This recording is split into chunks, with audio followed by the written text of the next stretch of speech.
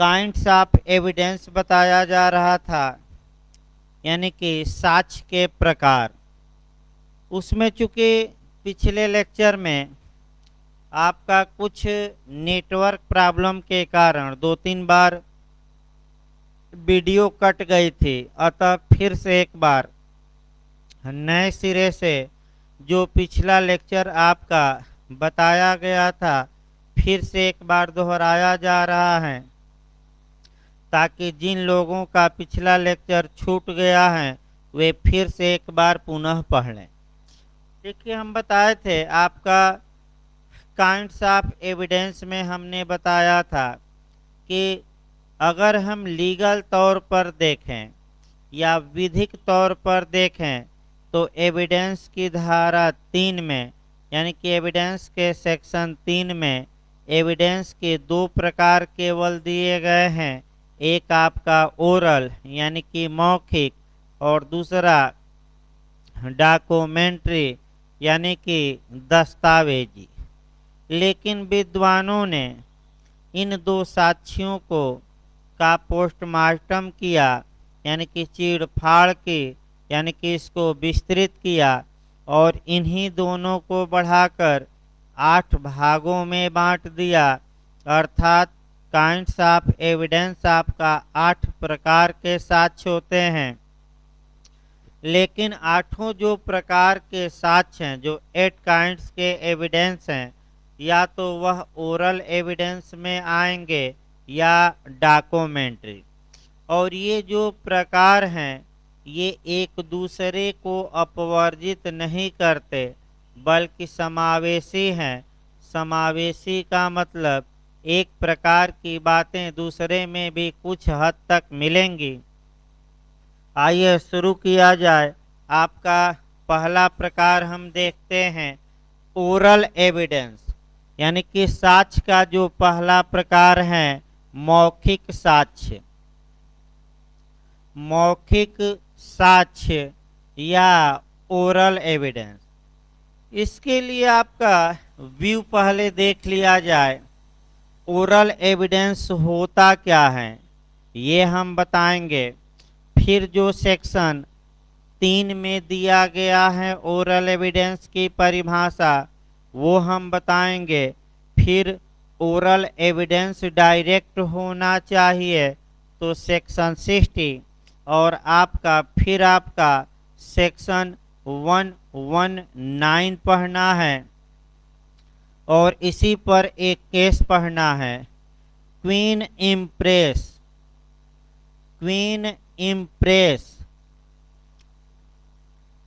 Queen impress versus Abdullah का। अभी उत्तराखंड में भी ये केस पिछली बारी उत्तराखंड जे में पूछा गया था।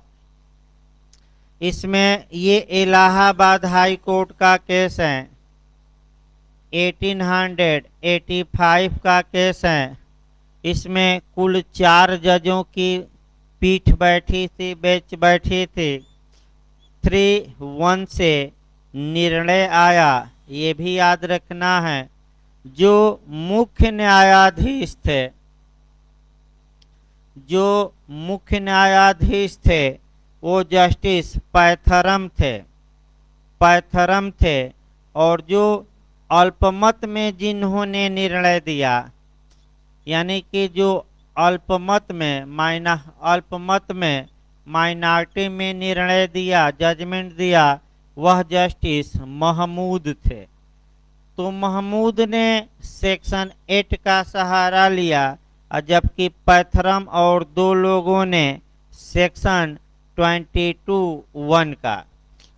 ये उत्तराखंड में अभी पूछा गया था। तो आइए इन्हीं बातों को हमें डिटेल में चलना है कह करके और इन्हीं बातों को पढ़ना है ओरल एविडेंस में। देखिए, जब कोई विटनेस या साक्षी स्वयं न्यायालय के समक्ष उपस्थित होकर अपने मुख से व्यक्त किए गए शब्दों द्वारा साक्ष्य देता है, एविडेंस देता है, उसे मौखिक साक्ष्य कहा जाता है। इसमें वे कथन भी शामिल हैं जिनमें न्याय जिन जिसमें न्यायालय अपने समक्ष जांचाधीन तथ्य के मामले के बारे में कहे जाने की या कथन करने की अनुज्ञा या परमिशन देता है या अपेक्षा करता है, यानी कि आशा करता है। ये आपका ओरल एविडेंस है क्या, ये बताया गया। अब oral evidence must be direct, यानी कि चाहे कैसी भी अवस्था क्यों न हो, जो मौखिक साक्ष्य हैं वह डायरेक्ट होना चाहिए, प्रत्यक्ष होना चाहिए। ये बात सेक्शन 60 में समाहित है। डायरेक्ट का मतलब समझिए। डायरेक्ट का मतलब ये हुआ कि अगर कोई घटना देखने वाली हो तो जिस व्यक्ति ने स्वयं अपनी आँखों से देखा है वह व्यक्ति आकर साक्ष्य दे। यदि घटना सुनने वाली हो तो जो व्यक्ति स्वयं अपने कानों से सुना है वह आकर साक्ष्य दे।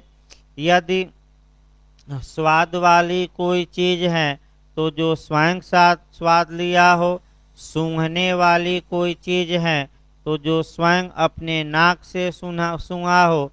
और अगर त्वचा द्वारा स्पर्श करने वाली कोई चीज हो तो जो व्यक्ति स्वयं अपने त्वचा द्वारा उस तथ्य को स्पर्श किया है, अगर वह व्यक्ति आकर न्यायालय में उस तथ्य के बारे में अपने मुख से बोले गए शब्दों द्वारा कुछ स्टेटमेंट देता है, कुछ बयान देता है, तो उसी बयान को हम ओरल एविडेंस भी कहेंगे।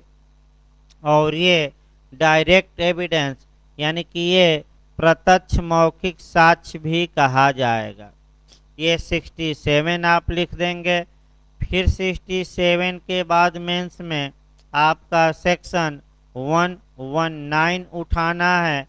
पिछली बार यूपीजे में यानी कि 2018 के यूपीजे में इस सेक्शन से 2 क्वेश्चन बना था। पहला क्वेश्चन ये बना था कि डम्ड विटनेस या मूक साक्षी का प्रावधान कहाँ किया गया है, या प्रकल्पित मौखिक साक्ष्य डीम्ड ओरल एविडेंस का प्रावधान कहाँ किया गया है। तो आपका जवाब रहेगा 119 में। आइए पहले इसको देखते हैं, तब कुछ कोरिलेट हम करेंगे डीम्ड पर। सेक्शन 119 2013 में यानी कि 2013 में प्रतिस्थापित की गई है, अर्थात नए सिरे से यह धारा लिखी गई है। अब इसमें है क्या, पूरा तो हम नहीं बताएंगे, लेकिन जो मुख्य बातें इसमें हैं उसको हम बताते हैं। यदि कोई साक्षी बोलने में असमर्थ हो तो ऐसी दशा में वह अपनी बातों को संकेत द्वारा या इशारों द्वारा या चिन्ह बनाकर यानी कि फिगर्स बनाकर या अन्य किसी प्रकार से जिसे वह बोधगम्य बना सके अपनी बातों को कह सकता है। लेकिन अगर वह ऐसी बातों को लिख कर देता है तो ओपन कोर्ट में यानी कि उसे खुले न्यायालय में ये बातें लिख कर देनी होगी। और ये जो वह लिख कर देगा जिसे उसे बोलना चाहिए था, ये डॉक्यूमेंट्री एविडेंस न मानकर ओरल एविडेंस माना जाएगा। ये भी यूपीजे में पूछा जा चुका है और समस्यात्मक क्वेश्चन भी बनता है। और ये है कि एक मान लीजिए कि व्यक्ति हैं, वह प्रण लिया है कि 10 साल तक मौन रहेगा, तो क्या वह कॉम्पिटेंट विटनेस होगा कि नहीं, साक्ष्य दे सकेगा कि नहीं दे सकेगा। और सेक्शन 119 लागू होगा और वह अपनी बातों को लिख कर दे सकता है। लेकिन जो वह लिखकर बातें देता है वह बंद कमरे में नहीं बल्कि ओपन कोर्ट में देनी होगी। और वह बातें कैसा एविडेंस मानी जाएंगी? ओरल यानी कि मौखिक। वास्तव में वो लिख कर दे रहा है, लेकिन कानून मानता क्या है? मौखिक। इसी को हम मानद कहते हैं, कल्पित कहते हैं, डिम्ड कहते हैं। डिम्ड का मतलब ये हुआ, जहां भी डिम्ड शब्द आए, डिम्ड का मतलब ये हुआ कि वास्तव में वो चीज सही नहीं है, लेकिन लोग उस कानून उसको सही मानता है। अब जहां जहां डिम्ड आपका दिखाई दे, एक क्वेश्चन निकाल लेना है और कोरिलेट भी कर लेना है। और डिम्ड पर कैसे कैसे क्वेश्चन बने हैं हम उसको देखेंगे। भाई फिर बताया जाए, जो डिम्ड आपका क्वेश्चन है, इसको डिम्ड निकालना पड़ता है, तो कुछ चीजें हम भी निकालेंगे। पहला हम बताते हैं कॉन्स्टिट्यूशन में, संविधान में डिम्ड हम बताएंगे मानद। इसके बाद संविदा अधिनियम यानी कि कॉन्ट्रैक्ट एक्ट में डिम्ड कहाँ है। फिर आपका डिम्ड सीपीसी में डिम्ड कहाँ है, सीपीसी में डिम्ड कहाँ है। फिर आपका सीआरपीसी में डिम्ड कहाँ है, सीआरपीसी में भी पूछा जा सकता है।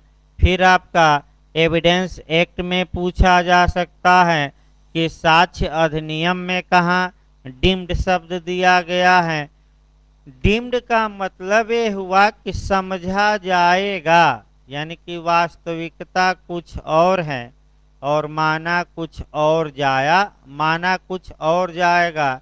जैसे कि उदाहरण के रूप में आप वर्तमान समय की महामारी को ही ले सकते हैं कि ऑक्सीजन की कमी से हजारों लाखों लोग पिछले समयों पर मरे हैं।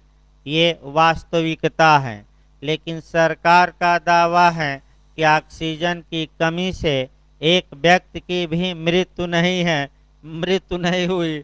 यानी कि वास्तविकता कुछ और है और कल्पना कुछ और की जा रही है।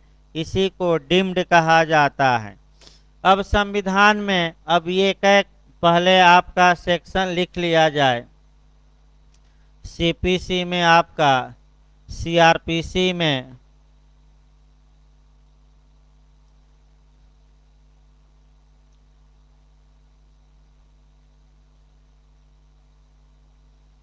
देखिए, डिम्ड पहले हम बता दें, 2 मिनट आपका निश्चित तौर पे यहाँ से इंटरव्यू और प्री में क्वेश्चन बनता है।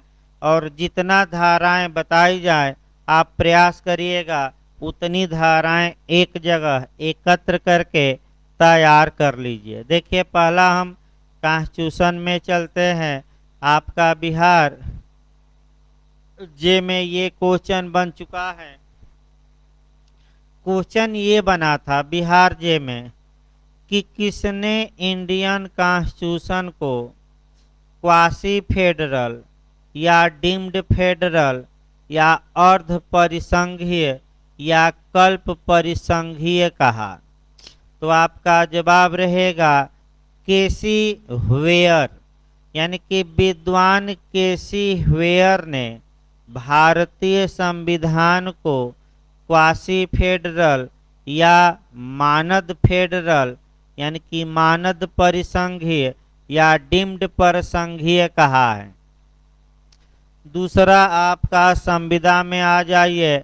संविदा अधिनियम के सेक्शन 68 से लेकर 72 तक क्वासी कॉन्ट्रैक्ट या संविदा कल्प के बारे में प्रावधान है। इसका मतलब ये हुआ कि संविदा के जो एसेंशियल एलिमेंट है किसी ट्रांजैक्शन या संव्यवहार में नहीं मिलते, फिर भी आपका कानून जबरदस्ती उन संव्यवहारों को संविदा जैसा मान लेता है। यानी कि संविदा के गुण हैं नहीं, लेकिन कानून जबरदस्ती उसे क्या मान लेता है, संविदा जैसा। इसी को हम आपका कहते हैं क्वासी कॉन्ट्रैक्ट। क्वासी कॉन्ट्रैक्ट में दो तीन क्वेश्चन बनता है। क्वासी कॉन्ट्रैक्ट या संविदा कल्प की परिभाषा किस सेक्शन में कॉन्ट्रैक्ट में दी गई है? तो क्वासी कॉन्ट्रैक्ट की परिभाषा नहीं दी गई है। तो आखिर ऐसा क्यों किया जाए कि कॉन्ट्रैक्ट मान लिया जाए, कॉन्ट्रैक्ट के एसेंशियल एलिमेंट न होते हुए भी? तो इसका मुख्य उद्देश्य है अनजस्ट इनरिचमेंट।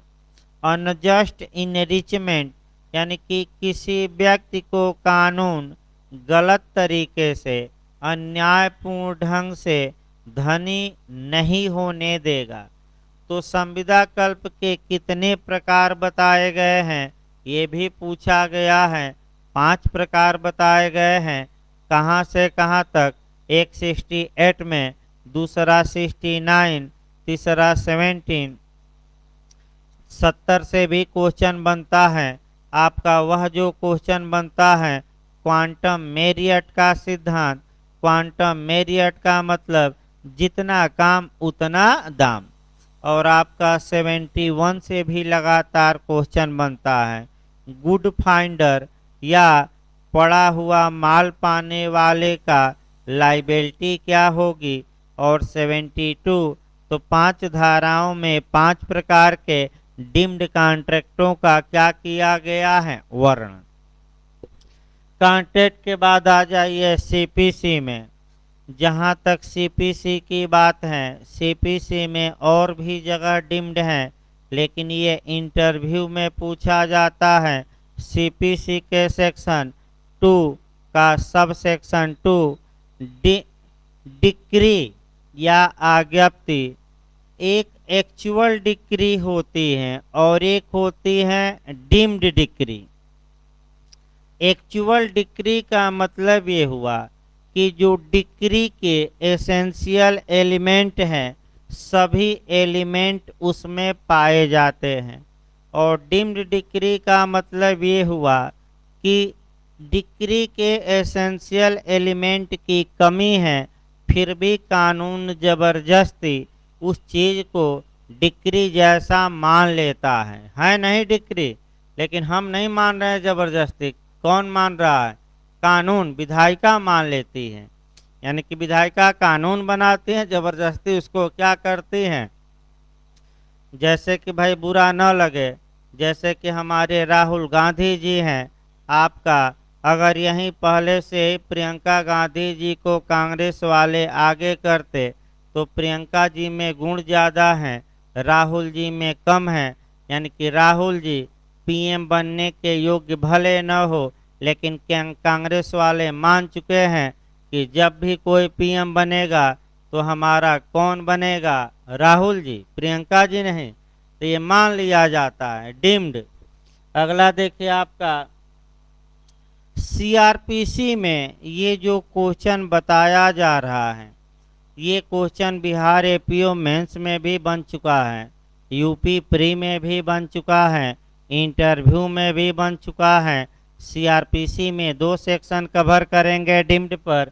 एक आपका 2D कंप्लेंट या परिवाद की परिभाषा से, और दूसरा 210। देखिए आपका सीआरपीसी के सेक्शन 2D में कंप्लेंट को परिभाषित किया गया है। अब ये है कि भाई पुलिस रिपोर्ट अलग होती है, कंप्लेंट अलग होती हैं, लेकिन धारा 2D का एक्सप्लेशन, इसका एक एक्सेप्शन है जहां पुलिस रिपोर्ट को परिवाद समझा जाएगा, है नहीं परिवाद, लेकिन कानून उसको क्या मान लेता है? कंप्लेंट। उसी बिंदु पर हमें आना है। देखिए एक लाइन केवल बताया जाएगा।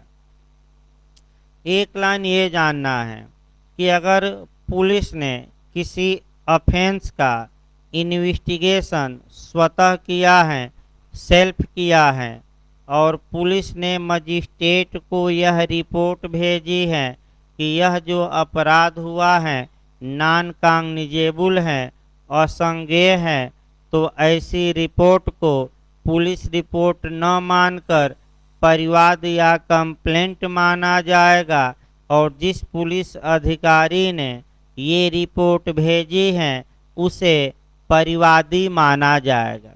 तो वास्तव में वो है पुलिस रिपोर्ट, लेकिन कानून जबरदस्ती क्या मान लेता है, कंप्लेंट। तो इसी को हम क्या कहेंगे, आपका माने डीम्ड कंप्लेंट।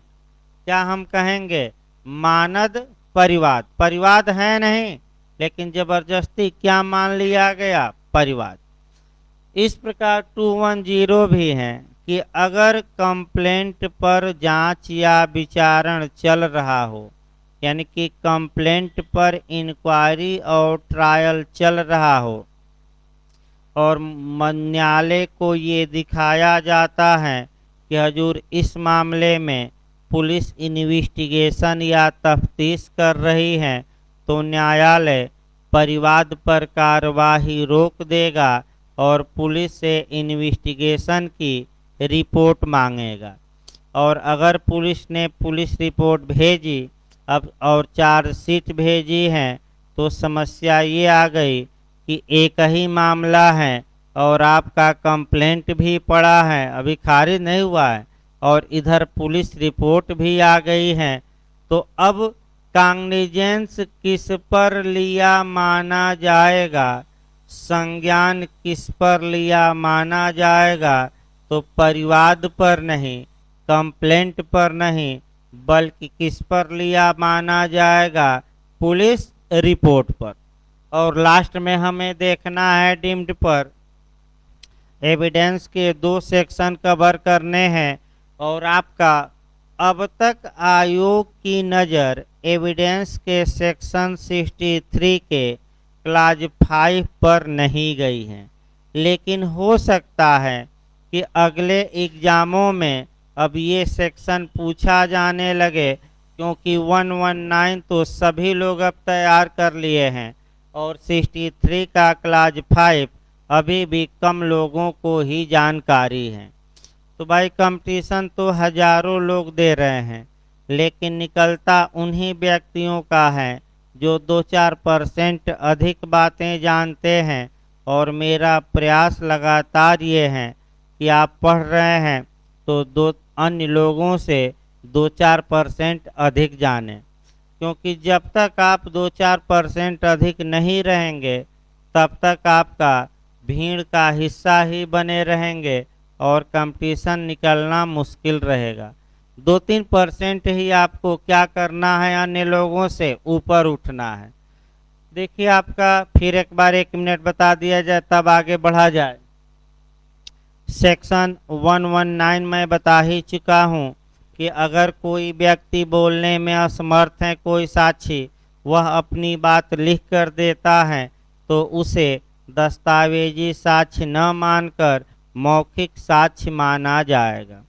अब 63 के क्लाज 5 में क्या है, यदि किसी व्यक्ति ने डॉक्यूमेंट को देखा है, देखा है मतलब पढ़ा है, यहाँ रीड किया है, और उस डॉक्यूमेंट के अंतर वस्तु कंटेंट्स के बारे में मौखिक रूप से या मुख से बोले गए शब्दों द्वारा साक्ष्य देता है, तो ऐसी दशा में ऐसे साक्ष्य को आपका वास्तव में ये जब मुख से बोला तो आपका ओरल एविडेंस हुआ, लेकिन कानून इसे ओरल एविडेंस न मानकर जबरदस्ती कौन सा एविडेंस मानता है, डॉक्यूमेंट्री। तो यहाँ सिद्धांत बना डीम्ड डॉक्यूमेंट्री एविडेंस या प्रकल्पित दस्तावेजी साक्ष्य का सिद्धांत किस धारा में है, तो एविडेंस की धारा 63 का क्लाज 5। आइए इस प्रकार हम ओरल एविडेंस बता रहे थे। डीम्ड शब्द आया, डीम्ड शब्द को हर एक ज़्यादा जगह से बताया भी गया, 1 या 2 क्वेश्चन कोरिलेशन से भी आता है। अब आइए ओरल एविडेंस में एक केस जरूर लिखिएगा लिखते समय, मेंस में अगर आ जाए तो ये बहुत लीडिंग केस है। और केस देखा जाए क्वीन इम्प्रेस वर्सेज अब्दुल्ला का केस है। देखिए ये केस है आपका 1885 यानी कि 1800 आपका 85 का इलाहाबाद हाई कोर्ट का केस है। इसमें कुल 4 जज थे, 3-1 से निर्णय आया, यानी कि 3 जज बहुमत में और मेजॉरिटी में, और एक जज किस में निर्णय दिया, माइनॉरिटी अल्पमत में। मुख्य न्यायाधीश इसमें कौन थे, पैथरम। अल्पमत में निर्णय देने वाला कौन था, जस्टिस महमूद। देखिए इसमें हुआ क्या था, एक दुलारी नामक बेश्या थी और रात में सुबह सुबह 3 या 4 बजे लगभग उसका गला काटा गया था। अब ये है कि वो उसकी सांस नली कट गई थी, वह बोलने में असमर्थ थी, अस्पताल में भर्ती कराई गई। जब मजिस्ट्रेट आए तो वह बोल नहीं पा रही थी, तो मजिस्ट्रेट साहब ने कुछ नाम उसके सामने लिए। जब अब्दुल्ला का नाम लिया गया तो उसने अपना सिर सकारात्मक हिलाया और हाथ से भी थोड़ा बहुत हाँ में इशारा किया। इस इशारे को मजिस्ट्रेट ने लिख लिया। फिर 2 दिन बाद इस दुलारी नामक वेश्या की मृत्यु हो जाती है और तब ये जो उसका स्टेटमेंट था मरने के पहले, एविडेंस की धारा 32 के क्लाज 1 में यानी कि 32 के क्लाज 1 में डीडी में कन्वर्ट हो जा रहा है, यानी कि डाइंग डिक्लेरेशन या मृत्युकालिक घोषणा में।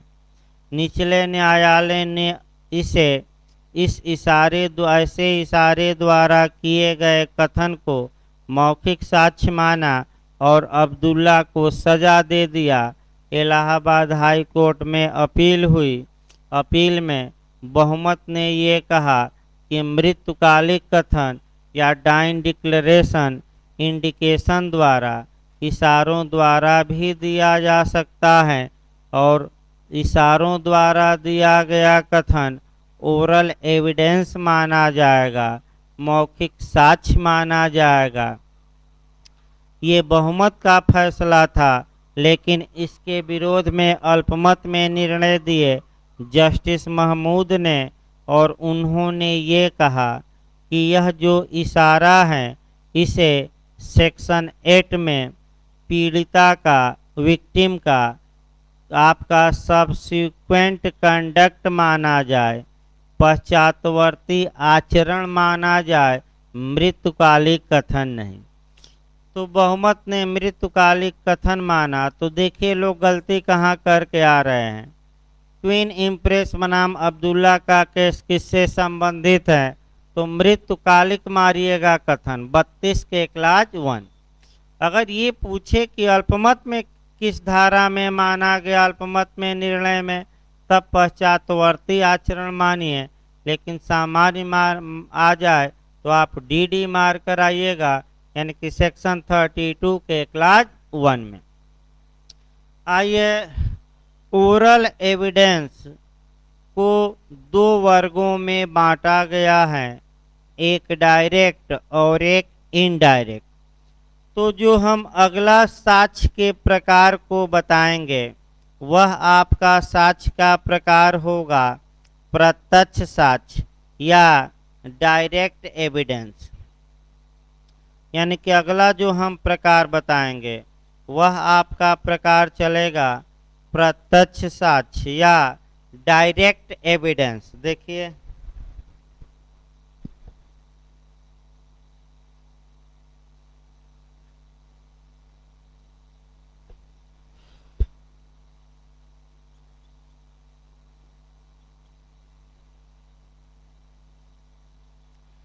देखिए प्रत्यक्ष साक्ष्य को या डायरेक्ट एविडेंस को तमाम नामों से जाना जाता है। ये प्रत्यक्ष साक्ष्य यानी कि ओरल एविडेंस को हमने 2 पार्ट में बांट दिया और एक पार्ट हम बताएंगे डायरेक्ट एविडेंस और दूसरा डायरेक्ट ओरल एविडेंस, और दूसरा हम बताएंगे इनडायरेक्ट ओरल एविडेंस। इसको भी अच्छे से जानना है, यहाँ से भी काफ़ी क्वेश्चन बनता है, सतर्क रहना है। देखिए, प्रत्यक्ष साक्ष्य का पहले नामकरण देख लिया जाए। इसको कंक्लूसिव एविडेंस कहते हैं, निश्चायक साक्ष्य या अकाट्य साक्ष्य, या इसे आपका पॉजिटिव एविडेंस भी कहते हैं। पॉजिटिव एविडेंस दे या आई विटनेस का एविडेंस दे, आँखों देखा गवाह का एविडेंस दे, या कंक्लूसिव एविडेंस दे। घबराने की आवश्यकता नहीं है, बस डायरेक्ट एविडेंस को ही, प्रत्यक्ष साक्ष्य का ही ये सब नाम है। तो प्रत्यक्ष मौखिक साक्ष्य होता क्या है और प्रत्यक्ष मौखिक साक्ष्य का नियम या रूल कहाँ दिया गया है और इसका एक्सेप्शन है कि नहीं, यही आपको देखना है। आपका डायरेक्ट और इनडायरेक्ट में पहले एक उदाहरण कुछ बताया जाए और तब आपका आगे बढ़ा जाए। मान लीजिए कि एक व्यक्ति को चोट लगी और वह अस्पताल में डॉक्टर के पास गया और डॉक्टर ने पूछा कि ये चोट आपको किसने कारित की है, और वह पीड़ित डॉक्टर को बताया। उसके बाद उसकी मृत्यु हो जाती है पीड़ित की। अब समस्या ये आई कि क्या डॉक्टर साहब ने इस उदाहरण में चोट कारित करते हुए अपनी आँखों से घटना देखी थी? नहीं, वह तो पीड़ित द्वारा केवल क्या किया गया था, उन्हें बताया गया। तो इसी पर आपका कवर करना है। डायरेक्ट एविडेंस किसे कहा जाएगा? तो प्रत्यक्ष मौखिक साक्ष्य देखिए, किसी मामले से संबंधित घटना को आँख, कान, नाक, जिह्वा या त्वचा द्वारा स्वयं बोधगम्य बनाने वाले व्यक्ति द्वारा दिया गया साक्ष्य प्रत्यक्ष साक्ष्य कहलाता है। यानी कि प्रत्यक्ष साक्ष्य कहलाता है, यह किसी साक्षी द्वारा किसी मामले से संबंधित प्रमुख तथ्यों के बारे में दिया गया मौखिक बयान होता है। सेक्शन 60 बताता है, यानी कि इसमें कौन सा धारा जोड़ेंगे डायरेक्ट एविडेंस में? 60। धारा 60 बताती है, 60 बताती है कि जो ओरल एविडेंस होना चाहिए must be direct. Must be direct मतलब ये हुआ कि वह प्रत्यक्ष होना चाहिए। अब प्रत्यक्ष का मतलब क्या हुआ? ये 5 बातों से निकाला जाता है और पांचों बातें अलग अलग हम बता रहे हैं। यदि कोई तथ्य या घटना या फैक्ट आँख से देखने वाली है, तो जो व्यक्ति स्वयं अपनी आँखों से उस घटना को देखा हो, अगर वह व्यक्ति आकर न्यायालय में एविडेंस देता है तो उसे आपका प्रत्यक्ष मौखिक साक्ष्य या डायरेक्ट ओरल एविडेंस कहा जाएगा। अगर वह चीज़ कान से सुनने वाली है, तो जो व्यक्ति स्वयं अपने कानों से सुना हो। तीसरा, अगर वह चीज़ आपका नाक से सूंघने वाली हो, तो जो व्यक्ति स्वयं सूंघा हो। या जिह्वा से स्वाद वाली हो, तो जो व्यक्ति क्या लिया हो? स्वयं स्वाद लिया हो। या त्वचा द्वारा स्पर्श करने वाली हो, तो जो व्यक्ति स्वयं अपने त्वचा से उस चीज़ को स्पर्श किया है, वह व्यक्ति आए और न्यायालय में गवाही दे, स्टेटमेंट दे, बयान दे, तो ऐसे बयान को मौखिक बयान को हम क्या कहेंगे, तो डायरेक्ट ओरल एविडेंस। ये सेक्शन 60 में समाहित है। अब आया कि क्या ये विधि का एब्सोल्यूट रूल है, तो मौखिक साक्ष्य प्रत्यक्ष होना चाहिए।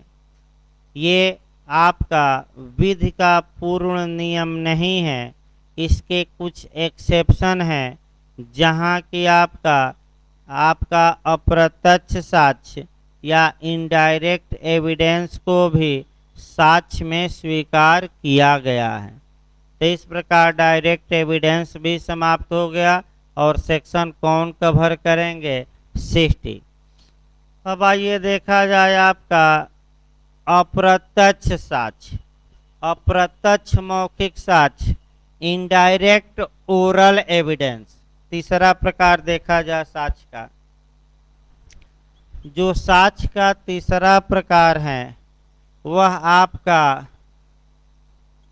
अप्रत्यक्ष साक्ष्य, या इसी को कहा जाता है हियर से एविडेंस, अनुश्रुत साक्ष्य, या इसी को हम कहते हैं श्रुत साक्ष्य। 3 हम लिख रहे हैं। या इसी को निकृष्ट साक्ष्य भी कहते हैं, निकृष्ट साक्ष्य भी कहा जाता है।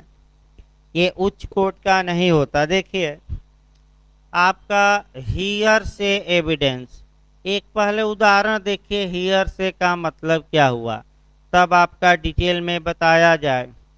और बिहार उहार तमाम राज्यों में तो लगातार मेंस में ये क्वेश्चन आ रहा है। तो अभी जो साक्ष्य के प्रकार बताए जा रहे हैं वह केवल टिप्पणी जैसे बताए जा रहे हैं।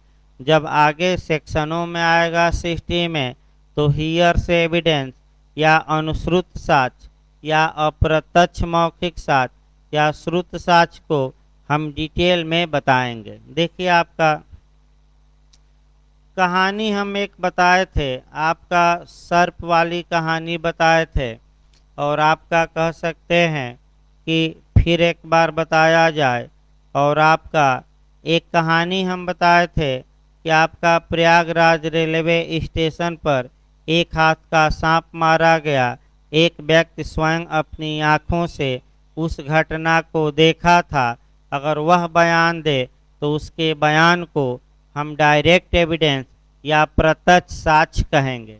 अब जाकर वह ट्रेन में बताया, फिर जाकर वह क्या किया, मैंने ट्रेन में बताया, कानाफूसी शुरू हो गई और लखनऊ जाते जाते सांप लोगों ने इतना भारी बना दिया कि क्रेन लाकर सांप को उठाना पड़ा। यानी कि लोगों की ये आदत होती है कि किसी भी घटना को बढ़ा चढ़ा कर बताते हैं, यानी कि स्वयं उस बारे में आपको ज्ञान नहीं है, दूसरे ने उस चीज का ज्ञान कराया, तब आप आकर गवाही दे रहे हैं। तो ऐसे बयान को, ऐसे साक्ष्य को ही हम क्या कहते हैं, हियर से एविडेंस। अब आइए डिटेल में देखा जाए आपका। किसी साक्षी द्वारा, किसी विटनेस द्वारा किसी दूसरे व्यक्ति की सूचना, यानी कि दूसरे व्यक्ति के इंफॉर्मेशन, किसी दूसरे व्यक्ति की सूचना या दूसरे व्यक्ति के माध्यम से प्राप्त जानकारी के आधार पर दिया गया साक्ष्य अप्रत्यक्ष साक्ष्य या अनुश्रुत साक्ष्य कहलाता है। यानी कि जैसे कि उदाहरण हमने डॉक्टर का भी बताया था कि एक पीड़ित व्यक्ति जाता है, डॉक्टर को बताता है कि ऐसे हमें चोट लगी, फिर मर जाता है, और डॉक्टर आकर बयान देते हैं। तो डॉक्टर के बयान को हम कौन सा साक्ष्य कहेंगे, हियर से, अनुश्रुत। क्यों अप्रत्यक्ष कहेंगे, क्योंकि डॉक्टर ने उस घटना को देखा, वह तो पीड़ित द्वारा कहने के माध्यम से उसे क्या हुई है जानकारी। आपका साक्ष्य विधि का यह सिद्धांत है, ये भी काफी पूछा गया है कि हियर से एविडेंस का रूल क्या है। रूल ये कई बार एमपी से लेकर तमाम राज्यों में क्वेश्चन आ चुका है। इसको भले एक लाइन लिख लीजिए, गलत किसी भी हाल में न हो। हियर से एविडेंस का रूल ही ये है कि हियर से एविडेंस साक्ष्य में अग्राह्य है, यानी कि एडमिट नहीं किया जाता है, और विसंगत भी है, यानी कि रेलेवेंट नहीं है। फिर एक बार देखिए, साक्ष्य विधि का यह नियम है कि हियर से एविडेंस साक्ष्य में विसंगत एवं अग्राह्य होता है। ये नियम है, पूछा गया है, यानी कि नियम ही है कि इसे कहाँ रखा जाए, बाहर। लेकिन अब क्यों बाहर रखा जाए, इस पर भी थोड़ा चर्चा कर लिया जाए। और ये सिद्धांत कहाँ समाहित है, तो सेक्शन याद करना पड़ेगा। ये जो सिद्धांत हमने बताया, ये एविडेंस की धारा 60 में समाहित है, क्योंकि सेक्शन 60 कहती है कि जो भी ओरल एविडेंस होना चाहिए वह प्रत्यक्ष होना चाहिए, अप्रत्यक्ष या अनुश्रुत नहीं होना चाहिए। अतः हियर से एविडेंस का रूल ही यही है कि अनुश्रुत साक्ष्य में अग्राह्य और विसंगत होता है। क्यों? अब क्यों ऐसा नियम बनाया गया? इसलिए बनाया गया कि अब यहीं क्यों पर आना है। आखिर क्यों ऐसे साक्ष्य को आपका विसंगत और अग्राह्य बनाया गया? इसका ये नियम है कि चूंकि व्यक्ति एक तो स्वयं घटना को देखा नहीं रहता, दूसरा ये है कि जो शपथ होता है, ओथ होता है, उसका अभाव होता है, यानी कि कुल मिलाकर सौगंध का क्या होता है, अभाव। क्योंकि व्यक्ति कह सकता है कि मैं कहाँ देखा घटना को, दूसरे लोग देखे थे, हमें बताए, और वही बात हम कहाँ बता रहे हैं, कोर्ट में। हमसे कोई मतलब नहीं है, जो उन्होंने बताया दूसरे की जानकारी के आधार पर हम क्या कर रहे हैं, कोर्ट में बता रहे हैं। इसीलिए ये साक्ष्य निकृष्ट कहा जाता है, जिसका कोई ज़्यादा महत्व नहीं है। फिर लगाना है लेकिन। अब जब भी लेकिन लग जाता है, कुछ न कुछ समस्या आ जाती है, यानी कि लेकिन आपका लेकिन कह सकते हैं, कुछ ऐसी दशाएं एविडेंस एक्ट में दी गई हैं, कुछ ऐसी कंडीशन एविडेंस एक्ट में दी गई हैं जहां की इस निकृष्ट साक्ष्य को, सेकेंडरी एविडेंस को, या हम कहें निकृष्ट साक्ष्य को या हियर से एविडेंस को साक्ष्य में स्वीकार किया गया है। और ये भी मेंस के लिए भी याद रखना है, यहाँ तो केवल शॉर्टकट में पढ़ाया जाएगा। तो कहाँ कहाँ इसे स्वीकार किया गया है, तो एक तो सेक्शन 6 में रेस जेस्ट, फिर आपका सेक्शन 17 से लेकर 31, यानी कि एडमिशन और कन्फेशन, स्वीकृति और संस्वीकृति, ये हियर से एविडेंस ही है। फिर आपका 32, यानी कि 32 में 8 क्लाज हैं, ये भी क्या हैं, सब हियर से हैं। इसके बाद 33 में दिया गया है, फिर 34 में, फिर 35 में इत्यादि। यानी कि इसका मतलब ये हुआ कि एविडेंस के कुछ धाराओं में ऐसे एविडेंस को एक्सेप्ट किया गया है, भले ही वह हियर से एविडेंस हो। आइए साक्ष्य के अगला प्रकार देखा जाए, और यहाँ से भी इंटरव्यू और प्री में पूछा गया है। अगला प्रकार हम देख रहे हैं रियल एविडेंस। चौथा प्रकार अब शुरू हम करने जा रहे हैं, रियल एविडेंस। या वास्तविक साक्ष्य, रियल एविडेंस या वास्तविक साक्ष्य या भौतिक साक्ष्य भी कहा जाता है, या वस्तु साक्ष्य, वस्तु साक्ष्य, रियल एविडेंस। अब यहाँ से इंटरव्यू में भी आपका क्वेश्चन बना है और इसको सतर्क रहना है। प्री में तो बना ही है क्वेश्चन, लेकिन इंटरव्यू में भी इस पर अच्छा क्वेश्चन बना है। देखिए, भारत में या तो एविडेंस ओरल होगा या डॉक्यूमेंट्री, और इन्हीं दोनों को हम क्या कर रहे हैं, 8 प्रकारों में बांट रहे हैं। तो अब तक जितने प्रकार बताए गए, आपका मौखिक साक्ष्य वो भी ओरल है, प्रत्यक्ष साक्ष्य वो भी ओरल, अनुश्रुत साक्ष्य वो भी ओरल, और जो ये आपका रियल एविडेंस बताया जा रहा है ये भी ओरल ही माना जाता है।